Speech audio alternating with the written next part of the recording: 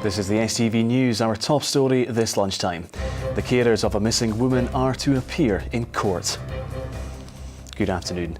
Police say they've arrested 2 people in connection with the disappearance of Margaret Fleming from Renfrewshire. Margaret, who has learning difficulties, was reported missing from Inverkip almost a year ago. Her carers are the only people to have seen her since a family gathering in 1999. They are due to appear in court later. A motorcyclist has died following a 3-vehicle crash on the A93 in Perthshire.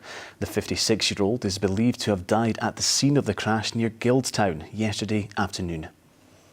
Voting begins today in the contest to become the new leader of Scottish Labour. Those eligible have 3 weeks to make their choice between Anna Sarwar and Richard Leonard.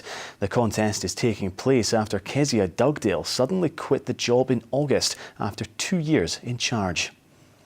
A UK charity is piloting an information card for Scots with brain injuries to make life easier for them.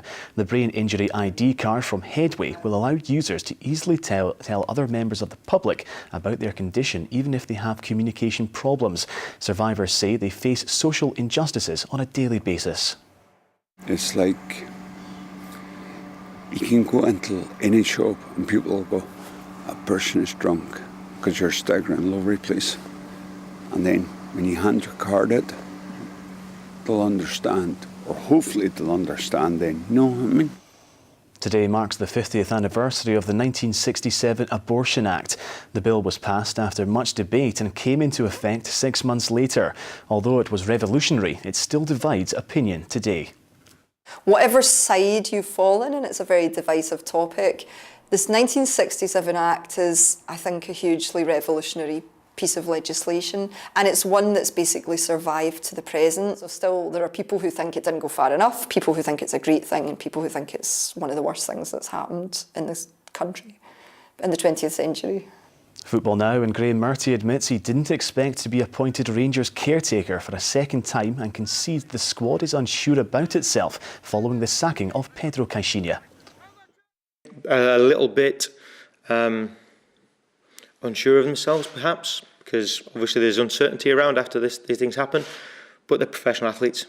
They know that they're going to be judged on their performance, and they know that people in football are going to be looking for a reaction. So they'll be ready come game time.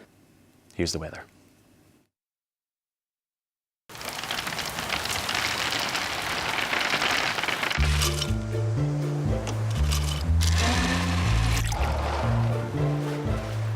TUI sponsors STV weather.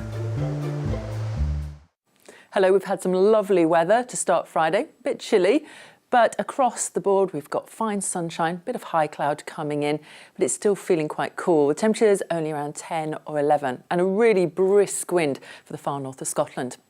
The cloud does begin to increase as we go through tonight. Eastern areas will keep some clear skies and the temperatures will dip away into single figures for a time, but as that cloud increases, we'll begin to see damp weather heading in towards the northwest. Now, the temperatures overnight down to around 8 or 9 Celsius. You'll really notice the wind tomorrow. A fresh to strong northwesterly wind, bringing rain in the west, shelter in the east. TUI sponsors STV weather. That's all for now. Bye-bye.